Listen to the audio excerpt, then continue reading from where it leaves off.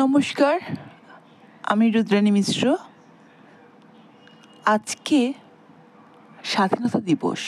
স্বাধীন মানে ইংরেজ সরকার আমাদের দেশ ছেড়ে স্বদেশে গমন করেছিলেন 200 বছর রাজত্বের পর। হ্যাঁ, এটা তো 100 বার মূল্য রাখে যে ইংরেজদের অধীনে আমরা পরাধীন ছিলাম, ইংরেজদের অধীনে অনেক নির্মম অত্যাচার সয়ে আমাদের যেটা পছন্দ নয় তা করতে হতো, ইংরেজদের মতো আমাদের চলতে হতো। যেমন ওরা ফার্স্ট ক্লাসে চাইতো না কোনো নেটিভ উঠুক, আমাদের জন্য ফার্স্ট ক্লাস বরাদ্দ ছিল না। এখন গল্পটা হচ্ছে, ইংরেজ তো 1947 চলে গেছে, কিন্তু মেয়েরা কতটা স্বাধীন হয়েছে বলুন তো? না, আমি কোনো নারীবাদী কথায় যাচ্ছি না, আমি শুধু জিজ্ঞেস করছি, যে মেয়েটাকে কিছুদিন আগেও শ্বশুরবাড়িতে পণের জন্য পুড়িয়ে মেরে ফেললো, সে মেয়েটা কি স্বাধীনতার আগে স্বাধীন ছিল? সে কোনোদিন কি স্বাধীন ছিল? সে কখনো কি ভেবেছে নিজের মতো করে একটু বাঁচবো? কারণ বিয়ের আগে বাবা মা তৈরি করেছেন বিয়ের জন্য, আমাদের মেয়েদের বিয়ের জন্য তৈরি করা হয়, সেখানে আমরা স্বাধীন নই। কিছুটা করতে গেলেই বল শোনা হয় বিয়ের পরে করো, আর বিয়ের পরে করতে গেলে শুনতে হয়, বা আমার কি এই শিক্ষা, নিজের বাপের বাড়ি চলে যাও, সেখানে করো। আমরা যাব কোথায়? যাই হোক, আমি কোনো এই দিনে কোনো রকম জটিলতার সৃষ্টি করতে চাই না, কিন্তু আমি শুধু জিজ্ঞেস করছি, আমরা নারীরা কি স্বাধীন? স্বাধীন হলে কোথায় স্বাধীন? আমাদের পিতৃতান্ত্রিক সমাজ আমাদের স্বাধীনতা কি মেনে নেয়? একটি মেয়ে স্বাধীন চেতা, এটা কিন্তু আজকের দুনিয়ায় একটা খুব খারাপ শব্দে ব্যবহৃত হওয়া শব্দ। তাহলে স্বাধীন কোথায়? আমরা কি তাহলে জন্ম নিয়েছি শুধু সার্ভিস দেওয়ার জন্য? ছোটবেলায় মা বাবাকে মা বাবার মতো করে সার্ভিস, বড়বেলায় বিয়ের জন্য তৈরি হয়ে শ্বশুর বাড়িতে শ্বশুর বাড়ির মতো সার্ভিস, তারপর সন্তান ধারণ করে সন্তানকে সার্ভিস, না হলে ভালো মা নয়। ভালো মায়ের শিরোপা পাওয়ার জন্য আমরা খুব লড়াই করি। না, নারীত্বের জন্য আদর্শ নারী, আদর্শ বউ, আদর্শ মা, সব কিছুতেই আমরা ইঁদুর রেসে জড়িয়ে আছি। কিন্তু আমরা কখনো কি ভেবে নেই যে এই রেসে আমরা কোথায়? একটা অস্তিত্ব হিসেবে, একটা নারী হিসেবে, একটা রক্ত মাংসের মানুষের প্রাণ হিসেবে আমার দাঁড়ানোর জায়গাটা কোথায়? কেউ কি বোঝে, বা কেউ কি পরোয়া করে? আমরা রবীন্দ্রনাথের লেখাতেও বা আশাপূর্ণা দেবীর লেখাতেও তো অবশ্যই, বা মহাশ্বেতা দেবীর লেখাতে আমরা দেখেছি, প্রতিটা মুহূর্তে দেখেছি যে নারীর প্রাণ কোনো মানে রাখে না। রবীন্দ্রনাথের শাস্তি গল্পে দেখবেন যে সেখানে নারীর প্রাণ কোনো মানে রাখে না। তাহলে শাস্তি গল্পে আমরা কি দেখি? যে বৌদিকে হত্যা করেছিল বড় দাদা, অথচ কি সুনিপুণভাবে ছোট ভাই তার স্ত্রীর ঘাড়ে দাদার হত্যার দায়টা চাপিয়ে দিল।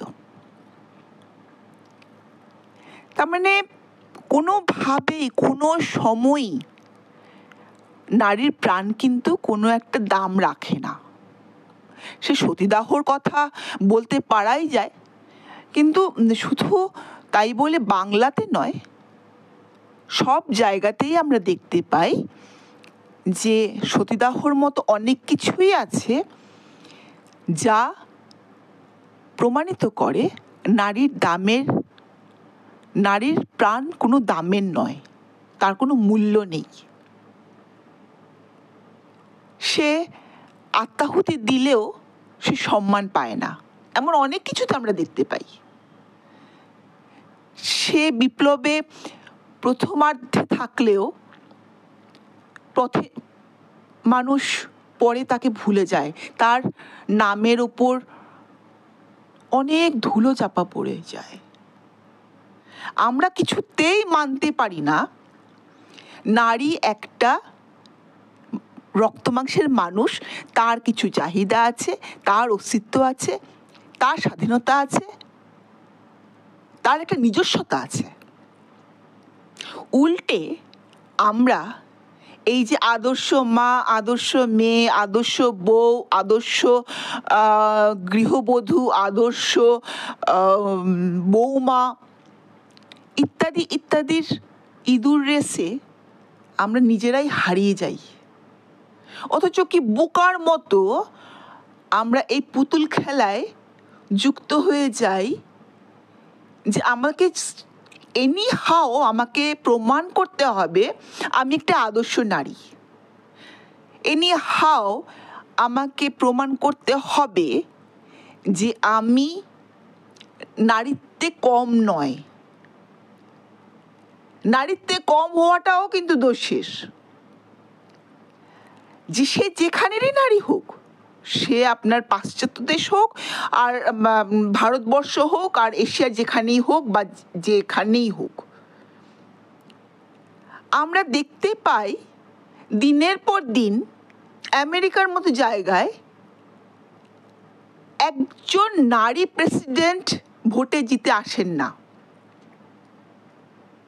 হ্যাঁ, সাধারণতভাবেই জানা যায় যে পশ্চিমা দেশগুলোতে পিতৃতান্ত্রিক সমাজ পুরোপুরি মানে পুরুষ আদর্শে গড়া। এই সমাজ কোনোদিন নারীদের সম্মান দেয়নি, এবং আমি জোর গলায় বলতে পারি যে বিদেশি বা ইংরেজ শাসকরা আসবার পর আমাদের পিতৃতান্ত্রিকতায় আরও রং লেগেছে। আগে অবশ্যই সতীদাহ প্রথার মতো, বাল্যবিধবার মতো বা বহুবিবাহ প্রথার মতো অনেক কিছু ছিল, অনস্বীকার্য। কিন্তু তারপরেও এটা স্বীকার করতেই হবে যে পশ্চিমা দেশ পুরোপুরি পুরুষের দেশে, পুরুষের রাজত্ব। সেখানে নারীর কোনো স্থান নেই। সেখানে নারী শুদ্ধ একটা ভোগ্য পণ্য। সে সুন্দর করে লিপস্টিক পরবে, সে সুন্দর করে স্কার্ট পরবে, তার উন্মুক্ত চামড়া দেখা যাবে, সেটাও কিন্তু তার নিজের পছন্দের জন্য না, তার যে সঙ্গী পুরুষ তার জন্য। আমি একজন নারীর কথা জানি যিনি এখন স্বর্গত হয়েছেন। সেই নারী আমাকে বলেছিলেন, আমার স্বামী চাইতেন আমি ধূমপান করি, তাই আমি ধূমপান করেছি। আমি অন্য কোনো নেশা করি না, কিন্তু আমার স্বামীর খুব পছন্দ হচ্ছে আমার ঠোঁটে উনি সিগারেট দেখবেন। তার মানে হচ্ছে এই যে কিছু কিছু পুরুষ চট করে আঙুল তুলে দেয় যে নারীরা মদ খাচ্ছে, সিগারেট খাচ্ছে, অমুক খাচ্ছে, তমুক খাচ্ছে, সেটা যত না তাদের নিজস্ব চাহিদা নিজস্ব চাহিদা হতেই পারে, নিজের টেনশন, নিজের চিন্তা হতেই পারে, তার থেকে কিছু জায়গায় কিন্তু বেশি হয়ে দাঁড়ায় তার পাশের পুরুষ পছন্দ করে তাকে মনোনীত করছে। এগুলো কিন্তু মাথায় রাখতে হবে, এগুলো কিন্তু ভুলে গেলে হবে না। শুধু একাধারে সব মেয়েদের ঘাড়ে আমরা চাপিয়ে দিলাম সব দোষ, সেটা হয় না। আজকের এই স্বাধীনতা দিবসে, ৭৮তম স্বাধীনতা দিবস ভারতের, এই স্বাধীনতা দিবসে আমরা কি একটু ভেবে দেখতে পারি না যে আমাদের স্থান কোথায়? সেখানে আমাদের সোশ্যাল মিডিয়া থেকে শুরু করে সব জায়গায় নানাভাবে আমাদেরকে অপমানিত করছে কিছু পুরুষ, এবং সেই সঙ্গে এই পুরুষদের তালিম দিচ্ছে কিছু নারী, পিতৃতান্ত্রিক মানসিকতার নারী।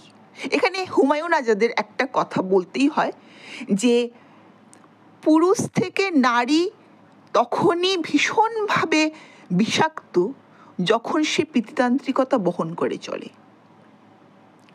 আজকের এই ৭৮তম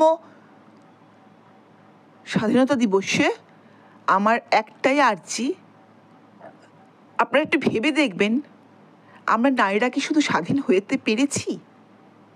অল্প স্বাধীনতাও কি আমাদের মিলেছে?